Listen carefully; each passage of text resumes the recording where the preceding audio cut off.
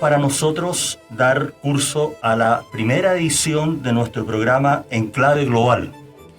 Este es un programa que está dentro del contexto de la Universidad Mayor y corresponde a un esfuerzo por avanzar en términos de lo que es el análisis en temáticas internacionales.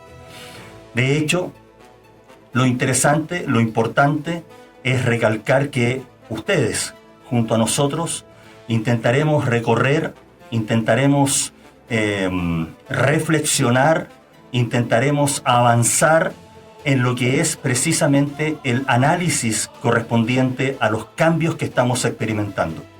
Para nosotros es un verdadero honor poder estar hoy iniciando este programa, el primero, esperamos, de muchos, que nos permita, por ejemplo, dar cuenta de lo que está ocurriendo en el primer cuarto del siglo XXI.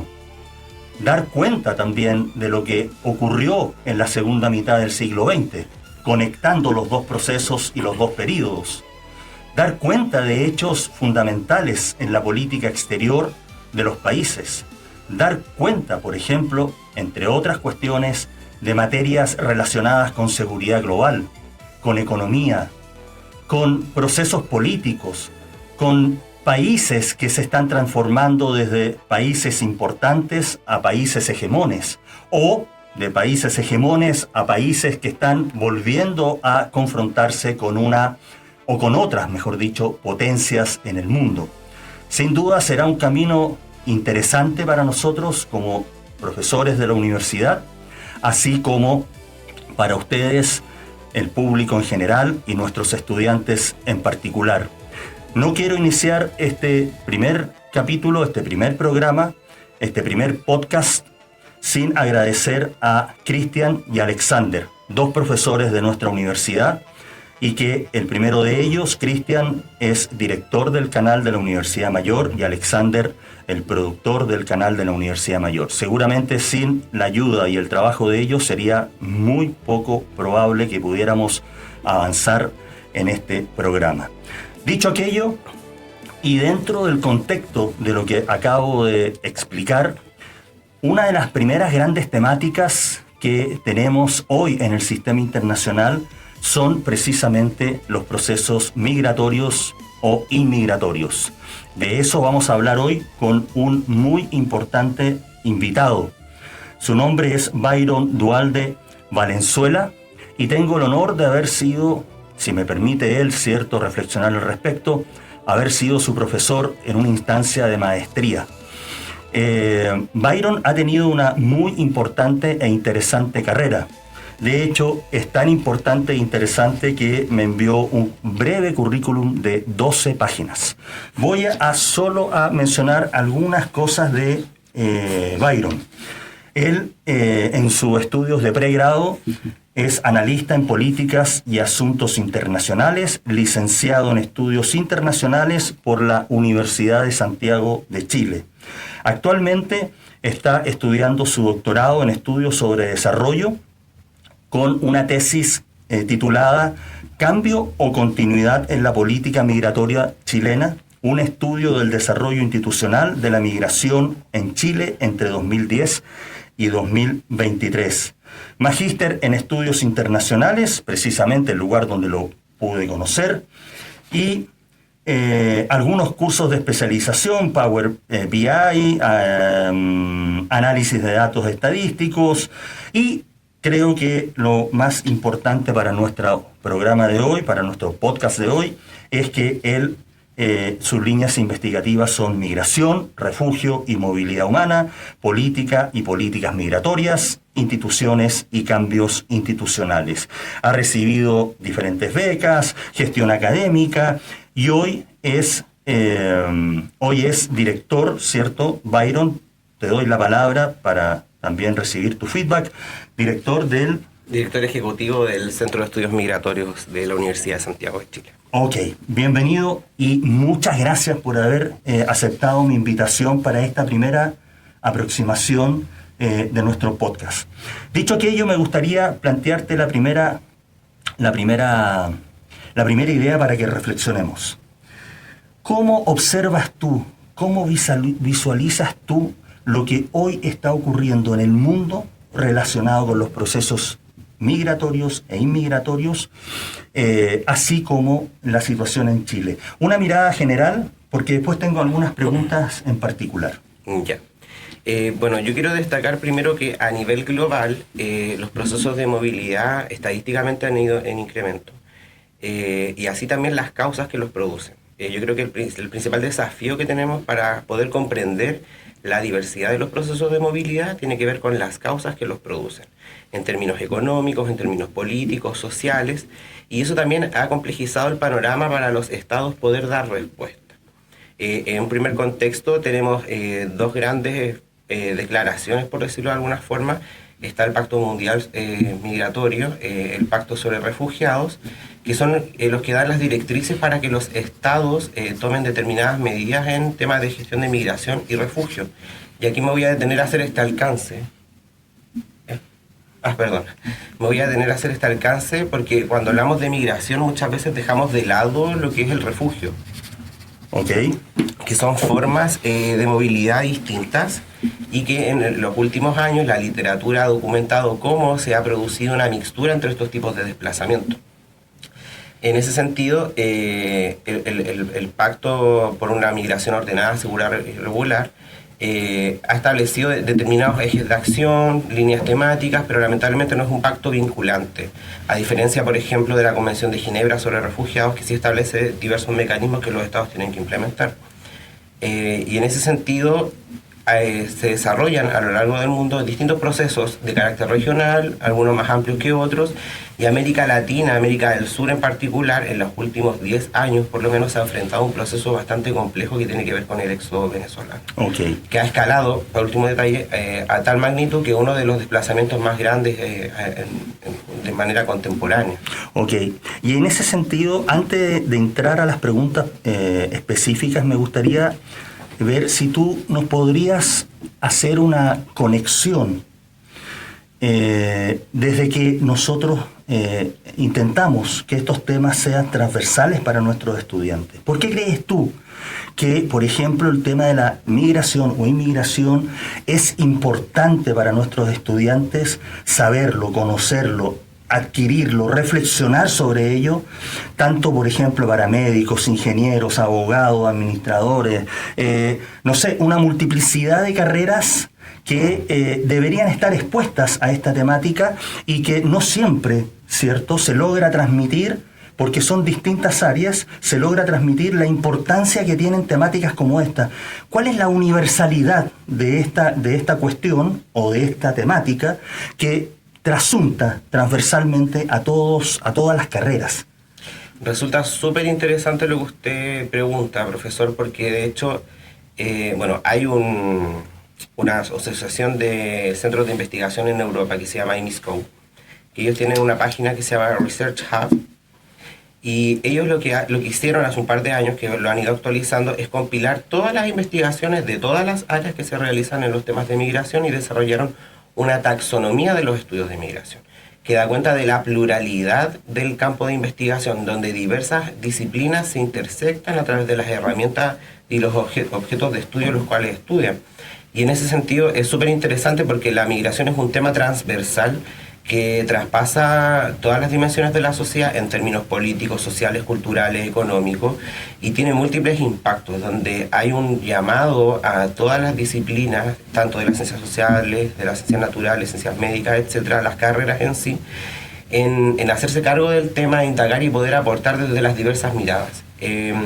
Esta taxonomía desarrollada por este grupo de académicos en Europa resulta bastante relevante porque da cuenta no solo de las disciplinas, sino también de las teorías, las dimensiones de los procesos migratorios en términos locales, regionales, nacionales, donde tenemos múltiples dimensiones. De hecho, a propósito de un reciente artículo que publiqué en base a mi tesis doctoral. ¿Su título es? Es Campo Investigativo de las Migraciones en Chile, revisión, reflexión y propuesta para una clasificación. ¿Dónde lo pueden encontrar nuestros estudiantes? En la revista Si Somos Americanos del Instituto de Estudios Internacionales de la Universidad Arturo Prat. Ok. ¿Y ese trabajo entonces? Y ahí lo que hicimos fue recopilar la producción académica en ciencias sociales en torno a los procesos de migración en Chile desde el 2010.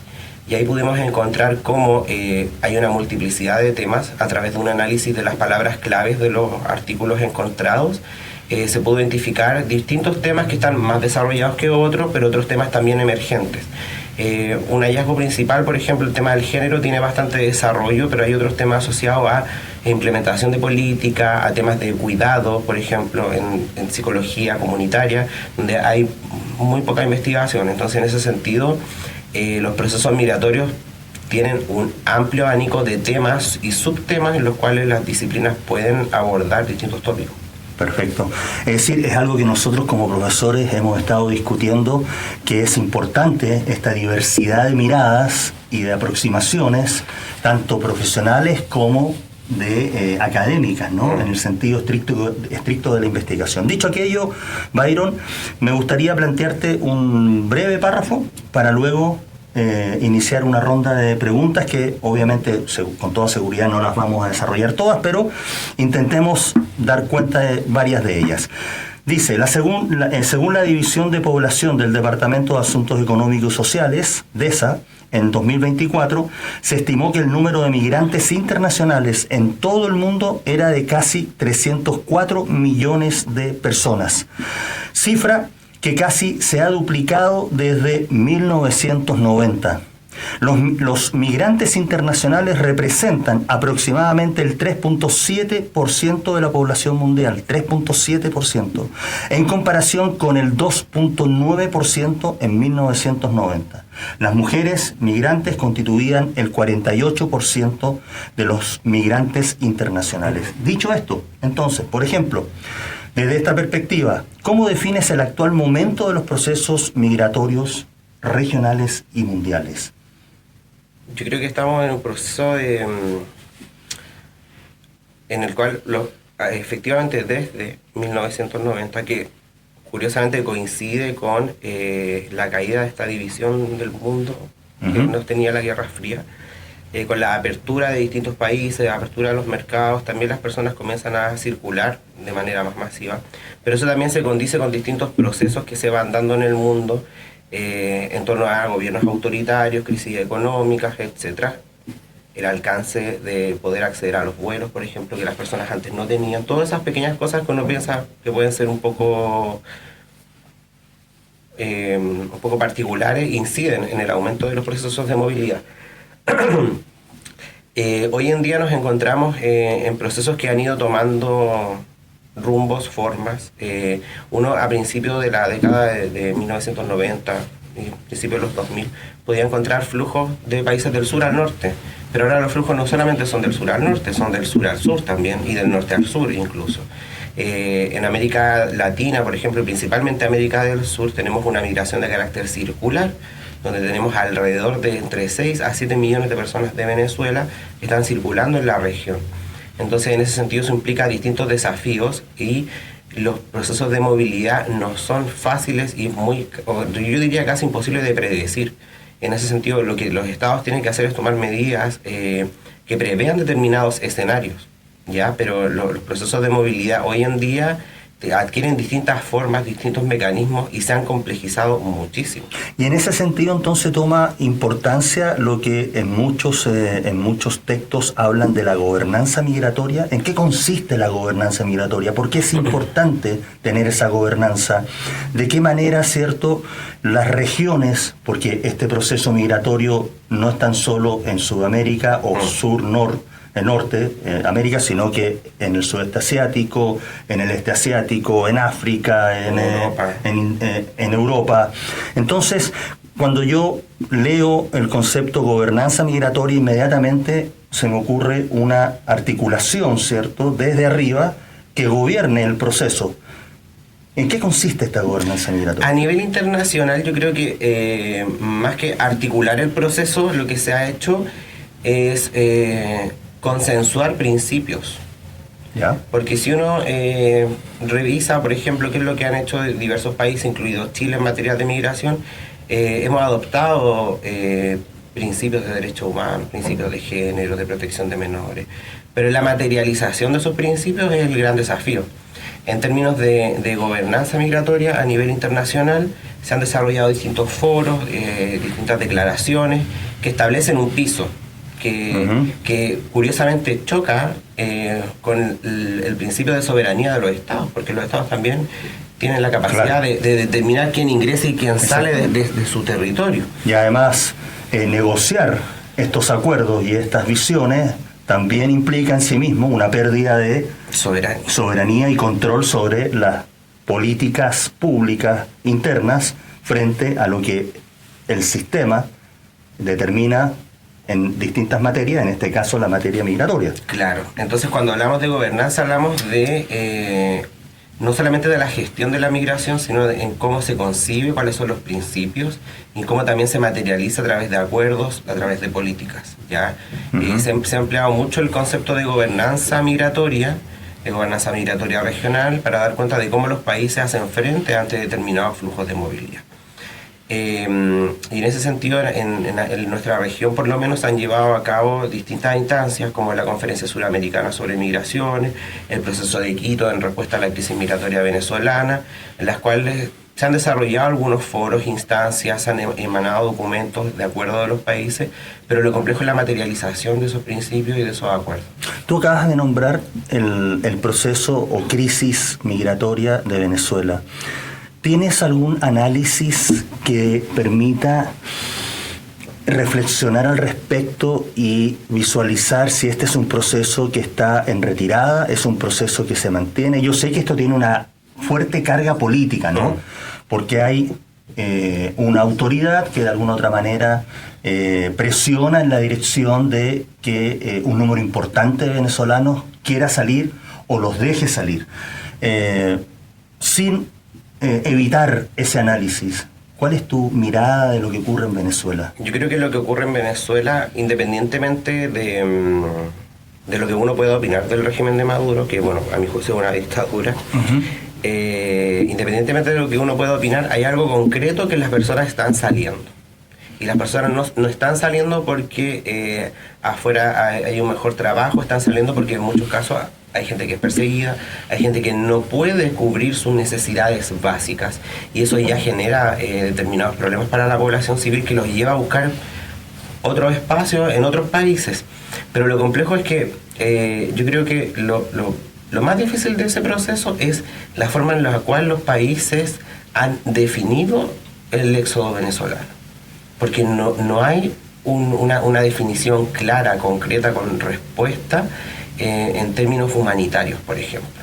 Porque cuando hablamos, y voy a ser muy enfático en el caso de Chile, por ejemplo, cuando hablamos de venezolanos entrando de manera irregular, lo primero que se tiende a hacer en la opinión pública es criminalizar, son delincuentes, están entrando irregular. Pero nadie se detiene a pensar, bueno, hablo de la opinión pública, pero la ONG, todos los organismos que trabajan en frontera prestan mucha ayuda a esta gente, pero muchas de esas personas llevan meses realizando una trayectoria migratoria, caminando, en la cual han perdido sus documentos, van con niños, y en ese sentido hay gente que está en situación de vulnerabilidad humanitaria. Hay una similitud también con los procesos migratorios sur-norte hacia Estados Unidos, ¿no? Que ahí abrimos otra arista de la conversación. ¿Cuál es tu análisis también de la mirada norteamericana con Donald Trump en el gobierno para controlar, evitar, contener la migración sur-norte? Ya, yo quiero primero destacar ahí que lo que pasa en el Darién es muy, muy dramático. De hecho, bueno, quienes nos estén viendo, les recomiendo mucho que busquen en YouTube. Hay un reportaje que hizo TVN sobre el tapón del Darién, donde documentan, si bien ellos no cruzan, pero conversan con gente que hace la trayectoria, y es muy complejo, más de lo que uno piensa. Y es ahí donde uno se pregunta, bueno, ¿qué tan mal tiene que estar esa gente en Venezuela para arriesgar su vida de esa forma y poder llegar a otro país? Eso es lo primero que me gustaría instalar. En segundo sentido, las respuestas que ha estado dando Estados Unidos se distancian mucho de lo que hizo Biden en su administración anterior, y Trump lo que ha empleado a partir de los distintos dispositivos estatales para poder reprimir, identificar, buscar, expulsar, sostenido en el discurso de seguridad nacional. que curiosamente es algo que es un mecanismo que viene desde el atentado de las Torres Gemelas, que se ha ampliado en contra de la población migrante a propósito de perseguirla, encarcelarla y deportarla. Y la verdad es que esas medidas, bueno, Estados Unidos es el país con mayor población migrante en el mundo, y la migración en ese país ha hecho un gran aporte. Yo creo que ahí lamentablemente el presidente no logra dimensionar el aporte de la migración al país, y eso pasa en muchos países incluso. Pero la forma en la cual se ha estado persiguiendo a la población migrante con este discurso de seguridad nacional es una medida que, si bien da soluciones para el sensacionalismo de seguridad en el presente, genera, sobre todo en países con alta población migrante, muchas fracturas sociales para el futuro. Porque uno ve, bueno, balaceras en los colegios, y eso no es porque los niños hayan visto gente disparando en la tele, sino que también hay mucho rechazo social. Entonces, si no logramos tampoco construir sociedades cohesionadas... Desde esa perspectiva me surge otra pregunta. Históricamente se sostuvo que la migración era un derecho, lo cual recaía en el sujeto del derecho a migrar. Y luego se cambia o se quiere ajustar el paradigma, la definición, hacia la lógica de un derecho humano, lo cual traspasa la responsabilidad al Estado receptor de quien ha migrado a ese Estado, ¿no? Desde tu perspectiva, ¿el ajuste es el correcto? ¿No da cuenta necesariamente de lo que está ocurriendo o debe profundizarse la lógica de considerar a la migración como un derecho humano? Yo creo que la lógica es la correcta en tanto se emplea el Estado como un aparato para proteger los derechos de las personas y la integridad humana, en tanto la dignidad humana. Yo creo que el problema está en las respuestas, porque uno tiene el derecho de poder ingresar a otro país como turista, si tiene un contrato de trabajo. Así es. El tema es que la gente que está ingresando de manera irregular, la gran mayoría, porque hay un porcentaje de delincuencia, y eso no podemos desconocerlo, pero la gran mayoría de la gente que ingresa de manera irregular es porque no tiene los medios y está en situación de vulnerabilidad. Y en ese sentido, los estados no han sido capaces de dar respuesta a las necesidades de esas personas. Y es ahí donde los estados se lanzan la pelota unos a otros, por decirlo de alguna forma. Y es donde nace también este concepto de la responsabilidad compartida. Exactamente. Entonces yo creo que ahí el tema respecto a la migración como derecho humano tiene que ver más que el problema de eso, tiene que ver más que nada en cómo los estados dan respuesta a las diversidades de los flujos de movilidad. Ok. Quiero volver un poco a lo que estábamos conversando, porque la conversación nos permite, ¿cierto?, ir navegando en distintas direcciones, ¿no? Quiero volver un poco a esta idea de la gobernanza, agregar también un concepto que estuvimos conversando con anterioridad, que es la arquitectura institucional global, y de ahí surgen entonces algunas organizaciones que me gustaría que pudieras explicarlas pensando en nuestros estudiantes también, como por ejemplo la OIM o ACNUR. ¿Qué es lo que son estas instituciones o organizaciones? ¿Qué es lo que hacen? ¿Por qué son tan importantes? Es súper importante lo que usted menciona, no solamente en torno a la temática, sino también en términos de definiciones conceptuales. Porque cuando hablamos de la ACNUR o de la OIM, muchas veces se habla de las instituciones internacionales. Exactamente. Pero las instituciones internacionales no son los organismos como la OIM o la ACNUR o la FAO, por ejemplo, sino que las instituciones internacionales son el conjunto de reglas que rayan la cancha en el sistema internacional. Y que claro, los estados no están obligados a cumplir el 100% de las reglas, pero se espera en el sistema internacional, sobre todo desde una perspectiva más liberal. ¿Y puedo hacer un alcance, profesor? Sí, por supuesto. Claro, la gracia o la lógica, para que quienes nos van a estar escuchando, es que tenemos un sistema internacional y una sociedad internacional. Y en la lógica de la sociedad internacional, entonces, se genera un diálogo entre los estados para que se reconozcan y se comuniquen y logren finalmente negociar para poder ceder en pos, ¿cierto?, del bien común, si es que podemos hablar de bien común, y en este caso el bien común del migrante, ¿no? Quería hacer ese alcance. Sí, por supuesto. Es más que nada que los países tengan certezas. Eso es lo que permiten las instituciones. Y ahora, claro, la ONU, la OIM, el ACNUR, la FAO, todos los organismos internacionales son las agencias encargadas de poner en ejecución esas normas, apoyar a los países a implementarlas. Y en ese sentido el papel de la OIM, que la OIM no nace como una agencia de la ONU, sino que se adscribe a la ONU hace un par de años, es poder apoyar los procesos de movilidad. Y el papel de la OIM ha sido súper importante, bueno, en términos de poder desarrollar poder desarrollar conocimiento en torno a los procesos de movilidad, apoyar a los países, asistir a las personas en procesos de movilidad, y así también el ACNUR, que el ACNUR sí es una agencia de las Naciones Unidas, el Alto Comisionado de las Naciones Unidas para los Refugiados, que nace a partir de la Convención de Ginebra del 51 y su protocolo del 67. Uh-huh. Pero aquí yo quiero hacer un alcance, que el ACNUR a nivel internacional posee acuerdos vinculantes que los países que adscribieron esos acuerdos tienen la obligación de ratificar y de incorporar en sus normas. Chile es uno de ellos, en los cuales, si bien Chile el año 72, si no me equivoco, ratifica la Convención de Ginebra, recién el año 2010 crea una ley de refugio. Y la ley de refugio lo que busca es proteger y garantizar los derechos de las personas en situación de movilidad, y la definición global de refugio tiene que ver con las personas, por ejemplo, en conflictos bélicos, que ven su vida en riesgo y tienen la necesidad de desplazarse. Uh-huh. Pero aquí América Latina tiene una definición ampliada a partir de la Declaración de Cartagena de 1984, en la cual se incorporan, además de los elementos bélicos, las crisis sociales y políticas de los países. Y ahí es donde los países de América Latina, los que tienen ley de refugio, incorporan en su definición, además de la definición de 1951, la definición de la Declaración de Cartagena, que se llama la definición ampliada. Y eso conlleva aún más a que los países de América Latina tengan la impronta de poder hacer frente a los procesos de movilidad, principalmente al de Venezuela, entendiendo que no es una guerra como tal, pero hay elementos de crisis política y económica asociados. Uh-huh. Y ahí resulta interesante cómo se va configurando esta arquitectura institucional a nivel internacional, donde para el tema de los refugiados es mucho más compleja que para el tema de los migrantes. Claro, porque en definitiva el refugiado tiene un carácter legal distinto que el inmigrante. El refugiado, por alguna razón, es recibido, ¿no?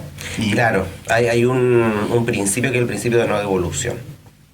No puedes rechazar su llegada. No, si una persona llega a un país y solicita refugio, uno no lo puede devolver. Uno tiene que darle acceso al debido proceso, a que esta persona pueda demostrar al Estado que es sujeto de persecución del país de donde viene, y después de eso emitir la resolución si se acepta o rechaza la solicitud. Pero uno no puede llegar y devolver a una persona que solicita la condición de refugio. Y hay que destacar para el caso chileno, por ejemplo, que las resoluciones de refugio las revisa la Comisión Nacional de Reconocimiento de la Condición de Refugiado, donde tenemos un representante del Ministerio del Interior, de la Subsecretaría del Interior, del Servicio de Migraciones. Ahí también está gente del ACNUR que tiene derecho a voz, pero no a voto. Y al final del día es el subsecretario del Interior el que autoriza las solicitudes de refugio. Uh-huh.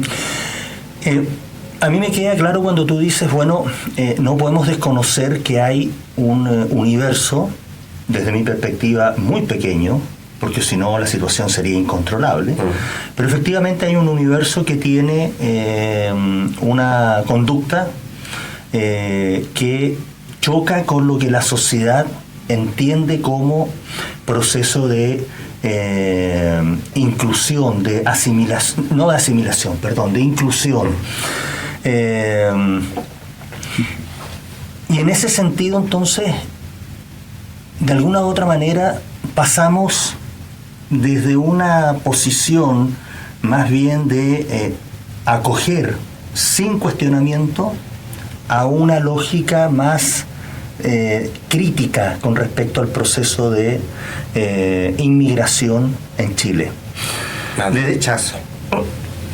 De inmigración. De hecho, hay textos, tengo aquí uno anotado de un profesor muy importante de Estados Unidos, no sé, en una de esas tú lo ubicas, David Spener, es un profesor que ha estudiado profundamente los procesos migratorios de México hacia Estados Unidos, y él hace algunas reflexiones muy violentas. Una de ellas utiliza el concepto de apartheid. En un momento determinado las sociedades van hacia un apartheid. Incluso él da un ejemplo que estudios en Estados Unidos, en zonas fronterizas, han llegado a concluir que los americanos de esas zonas llegan a considerar más a su mascota que a un refugiado o a un inmigrante. Desde esa perspectiva, ¿cómo crees tú que nosotros deberíamos trabajar a nivel tanto de investigación como académicos e incluso, cierto, como difusores de información para de alguna u otra manera moderar un proceso que además se ve impulsado y presionado por las campañas políticas? Es decir, en esta campaña política uno de los temas centrales, ¿cierto?, es el proceso inmigratorio, igual proceso de seguridad, igual proceso de delincuencia. Y expulsión. ¿Cómo crees tú que nosotros deberíamos, tanto en la parte investigativa como académica o de información, generar volver a pensar en lo que está ocurriendo? Yo creo que, bueno, ahí usted toca varios temas, varios puntos, voy a desarrollarlos por orden. Pero yo creo, bueno, en primera instancia, respecto a los temas de inclusión e integración social, me voy a remontar a la historia, para dar un poquito de contexto. Y bueno, esto es un tema que yo tengo una profesora que se llama Carmen Norambuena, que ella, bueno, es profesora emérita de la Universidad de Santiago. Tuve la suerte de haber estudiado con ella e introducirme con ella en los procesos migratorios, en el estudio de los procesos migratorios. Y bueno, ella tiene un artículo que, si no más bien recuerdo, es del año 94-96, que se llama La inmigración en el pensamiento de la intelectualidad chilena en el siglo XIX. Y en ese artículo aborda cómo la élite de aquel entonces concebía la migración y cómo se desarrolla este proceso de colonización de las tierras del sur de Chile. Cuando el presidente Bulnes le encarga a Vicuña Maquena que haga un informe para determinar cuáles eran los colonos más idóneos para poblar el sur del país. Y uno puede observar en esa lista que, bueno, en primer lugar estaban los alemanes, por supuesto, y las características a través de las cuales se describen a las distintas nacionalidades son bastante decimonónicas, raciales, basadas en este darwinismo social. Y al final de la lista uno puede ver que están los chilenos, que han descrito bastante de manera muy despectiva. Yo creo que eso es como la primera piedra que da cuenta de cómo se va desarrollando los procesos migratorios en Chile en el siglo XIX, principios del siglo XX, con la llegada de colonos europeos, y eso configura un imaginario social. Eso configuró el imaginario social de los extranjeros en Chile asociado a lo europeo, al desarrollo, a lo blanco, al té, Inglaterra, etc. Y en ese sentido eso repercute en los procesos de movilidad actual, repercute en la migración que tenemos hoy en día, que no es europea, es latinoamericana, que no es gente blanca, gente morena, que lo que pasa, por ejemplo, cuando llegan los haitianos, que en Chile había muy poca población afro, no es que no había población, pero era muy poca, entonces se genera este choque. Y ahí el gran problema es que no hubo trabajo a tiempo con las comunidades de acogida. Yo creo que ese es el principal punto para poder promover Perdón, por comunidad de acogida, ¿hablas de una estructura en términos de políticas públicas o la sociedad? Hablo de la sociedad en el conjunto, de un trabajo territorial con la sociedad, para promover procesos de integración sociocultural de personas migrantes. Y también entregar herramientas a las personas migrantes para poder insertarse de manera adecuada en la sociedad, porque se reclama, claro, lo que un ejemplo bien burdo, que el tema del ruido de las personas de Venezuela, etcétera, pero es también porque no hay un trabajo en las comunidades porque entregue esa información. Miren, acá vivimos de esta forma, tenemos estas reglas, porque todos los lugares son diferentes. Entonces yo creo que eso es principalmente porque voy a hacer un paréntesis. Aquí mucho se dice que Chile no estaba preparado para recibir tantos migrantes. Y no es que Chile no haya estado preparado. Nuestra élite gobernante, nuestra élite política, no tuvo la capacidad de prever lo que iba a pasar. Porque eso la academia lo estaba diciendo. Pero estuvo interesada en que pasara. Desde mi perspectiva, el proceso inmigratorio a Chile corresponde a un proceso político-económico en un periodo determinado donde nuestras tasas de desocupación estaban cerca, dentro del modelo neoliberal, entre el 3 y el 4% de desocupación, lo cual en términos neoliberales está próximo a lo que en su momento se conocía como el pleno empleo. Es decir, no había la capacidad, ¿cierto?, de obtener mano de obra en distintos lugares al precio que se estaba pagando, razón por la cual, por eso hago el alcance. No sé si modifica tu argumentación, pero a lo que voy hago el alcance para tener presente que esto fue un proceso que de alguna otra manera tuvo que haber sido conceptualizado de la perspectiva económica, tanto de izquierda como de derecha, para poder solventar o resolver una problemática que estaba cruzada también por un proceso, ¿cierto?, de clara tendencia a baja de natalidad. Por lo tanto, era necesario, como ocurre en cualquier país del mundo, es decir, los australianos se abren cada cierto periodo para que vaya gente, los neozelandeses, los europeos, hasta que se dieron cuenta, bueno, lo que tenemos que hacer es que vengan, se devuelvan con las famosas visas Working Holiday, que finalmente evita, ¿cierto?, necesariamente el que la inmigración ilegal aumente, pero permite mantener una mano de obra suficiente para resolver la temática de productiva. Por eso hago el alcance de que en definitiva... Claro, pero eso era, pero no se preocupe, eso era efectivamente cómo se concibe el proceso, pero en cómo se enfrentan, cómo se gestiona, es ahí donde estoy de acuerdo. No hubo la capacidad de poder mirar a largo plazo y decir, bueno, qué es lo que vamos a hacer. Pero tiene que ver también porque no fueron capaces de ponerse de acuerdo. Porque si uno revisa el primer proyecto de migraciones de Piñera, tenía un claro énfasis en lo que usted está señalando. De hecho, bueno, a propósito de la tesis del doctorado, podía entrevistar a distintos actores, tomar decisiones de ese periodo, el periodo Bachelet 2 y Piñera 2. Y el principal problema de nuestra lid es que no lograron ponerse de acuerdo respecto a una política migratoria que previera determinado escenario. Entonces, bueno, volviendo al punto respecto al tema de la inclusión, el poco trabajo con las comunidades de acogida por un lado, el cómo también la sociedad percibe la migración, la estigmatización social y, por qué no decirlo, la aporofobia. O sea, ese rechazo a la pobreza también incide en esta fragmentación respecto a la población migrante. Y es ahí donde, claro, el aumento en determinados delitos, por ejemplo, la visibilidad, va relacionándose con el proceso migratorio y va complejizando el panorama. Porque también quiero hacer un alcance. Hace un par de años en el Centro de Estudios Migratorios realizamos un pequeño estudio donde solicitamos una base de datos de carabineros de detenciones por delitos de mayor connotación social. Y de 1.100.000 casos aproximadamente entre el 2010 y el 2023, solamente un 3% correspondía a población extranjera.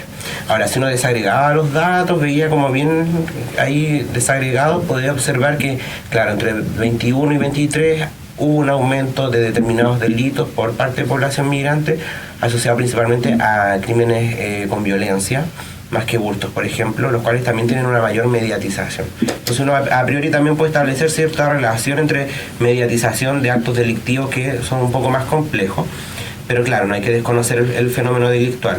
Sin embargo, pasando al tema de las elecciones, ha sido también un punto que los candidatos se han atribuido a propósito de buscar votos. Y ahí lo difícil o lo peligroso en realidad es que las soluciones fáciles se venden como pan caliente. Sí. Entonces cuando hay candidatos que dicen vamos a expulsar a todos los que... No es tan fácil. De hecho, hace un tiempo di una entrevista en la radio donde hablábamos del tema de las expulsiones y además de lo costoso que es, por una parte, súper complejo también poder coordinar la llegada de esos aviones a los países de destino, principalmente Venezuela. Exactamente. Porque tiene que haber un proceso de apertura del espacio aéreo y documentación requerida, entonces, y si no hay relaciones diplomáticas con el país que permitan un adecuado retorno a las personas, y además Chile no tiene el peso que tiene Estados Unidos, por ejemplo, para tomar a las personas y en vez de dejarlas en su país de origen, dejarlas en otro país y deshacerse de las personas en ese sentido. Pero además Estados Unidos, el tema, los lugares en los cuales retiran a las personas indocumentadas, las personas migrantes que han sido capturadas por el ICE, es un sistema que está privatizado. Estados Unidos gasta muchos millones de dólares en el tema de las deportaciones, que para Chile son cifras que imposibles de alcanzar. Claro, claro. El servicio de migraciones se gasta gran parte de su presupuesto, y el director lo señala en las cuentas públicas, en deportación de personas, en las expulsiones. Y en realidad tenemos que mirar también a largo plazo y ver cómo la migración puede contribuir al desarrollo del país. Bueno, es una de las temáticas que nos va a quedar pendiente porque ya se nos está acabando el tiempo, y quiero terminar con una última pregunta, porque el tema de la interseccionalidad, ¿cierto? Es decir, cómo nos relacionamos, cómo nos incluimos, cómo nos reconocemos, da para un nuevo programa que espero me aceptes ser invitado nuevamente. Pero quiero terminar este primer episodio, ¿cierto?, volviendo a agradecerte por haber venido y haciéndote una pregunta sobre la política nacional migratoria y extranjería, que es, ¿cierto?, la última actualización del proceso de carácter de las temáticas inmigratorias. En términos institucional. ¿Cuál es tu opinión? ¿Está bien planteada? ¿Requiere volver a ser vista? Es cierto, considera que cada 4 años o 5 años, si no me equivoco, puede ser vuelta a mirar, pero ¿cómo la ves tú? ¿Crees que realmente es una propuesta actual? ¿Da cuenta de las problemáticas que estamos experimentando? ¿Da cuenta de las soluciones? ¿Permite visualizar un proceso realmente de un país que se ha ido enriqueciendo, desde mi perspectiva, con una multiplicidad de otros pueblos que han llegado a Chile? ¿Cómo la ves tú? ¿O tienes alguna crítica? ¿Cuál sería? Y con esto cerramos y te agradezco muchísimo la visita. Gracias, profesor. Bueno, yo creo que en torno a la Política Nacional de Migración y Extranjería, que nace a partir de la promulgación de la Ley 21.325 de Migración y Extranjería, comprende evidentemente un gran avance, porque previo a la promulgación de la ley, el Departamento de Extranjería y Migración, que ahora es el Servicio Nacional de Migraciones, junto a otros organismos en el Ministerio de Salud, en el Ministerio de Desarrollo Social, en el Ministerio de Educación, habían estado desarrollando, empleando medidas en torno a la gestión de la migración en sus distintos ámbitos, pero no había una hoja de ruta que juntar y congregar a todo eso. Y eso es lo que hace esta Política Nacional de Migración y Extranjería. En términos discursivos resulta súper interesante porque incorpora una perspectiva de derechos humanos, perspectiva de género, habla de la protección de los menores de edad, por ejemplo, niños y adolescentes, efectivamente. Pero el principal problema, a mi juicio, es que en términos de implementación estamos todavía muy al debe. Y es verdad que, bueno, sí, es una política que se emanó recientemente, entonces estamos en un proceso de implementación, pero yo creo que a esta política, que es una gran política, no es perfecta, evidentemente, ninguna política es perfecta, pero lamentablemente se le ha comido la contingencia social a la seguridad, porque el objetivo, los esfuerzos que ha ampliado el Servicio Nacional de Migraciones han estado enfocados en su gran mayoría, no todo, igual han empleado cuestiones asociadas a la población inmigrante foco, como mujeres migrantes, por ejemplo, pero el gran conjunto de medidas que se han desarrollado han tenido que ver en temas de seguridad. Entonces estamos muy al debe en diversas cosas, principalmente en temas de coordinación intersectorial entre los distintos organismos del Estado, y que además que el servicio avance desde su antepasado del DEM, avance de ser una unidad que gestione visas a una unidad que promueva procesos de integración sociocultural. Y promoverlo en el sentido no solamente de que sea la unidad encargada, sino que también logre articular las diversas instituciones del Estado, organizaciones de la sociedad civil, universidades, en torno a promover procesos migratorios y promover la integración sociocultural de las personas que ya están. Les voy a pedir autorización tanto al director como al productor. Una última pregunta. ¿Cuál es tu visión de lo que se viene? ¿Chile debería seguir siendo un núcleo de interés inmigratorio? Porque una de las razones que siempre se sostiene para estos procesos fuertes inmigratorios o migratorios, ¿cierto?, hacia un país, es que en definitiva ese país tiene la característica de tener un equilibrio económico, ser una fuente de trabajo políticamente estable. ¿Cómo ves tú el proceso en Chile? Y con esto ahora sí que no te quito más tiempo, Byron. Profesor, yo creo que lo que debemos hacer como país es mirar a largo plazo, que es algo que se hace muy poquito. Estamos con índices de natalidad muy bajos. De aquí al 2050 vamos a tener un gran problema demográfico si no nos hacemos cargo hoy en día. Bueno, dos o tres partes más se van a integrar al grupo de tercera edad, Así es. Con una tasa muy baja de natalidad. Entonces yo creo que en los próximos años, por lo menos de aquí a 2030, 2035, el país tiene que hacerse cargo de esa problemática al futuro y poder desarrollar medidas y políticas que apunten a dar cuenta y aprovechar el dividendo demográfico de la migración. Muchas gracias, Byron. Quiero volver a agradecer a mis colegas, Cristian y Alexander, por haber hecho posible este trabajo. Espero estar prontamente con ustedes con un nuevo invitado o invitada, analizando otras temáticas del sistema y sociedad internacional. Muchas gracias por estar con nosotros, por su atención, y espero que nos veamos prontamente. Gracias, Byron. Muchas gracias por la invitación. A usted.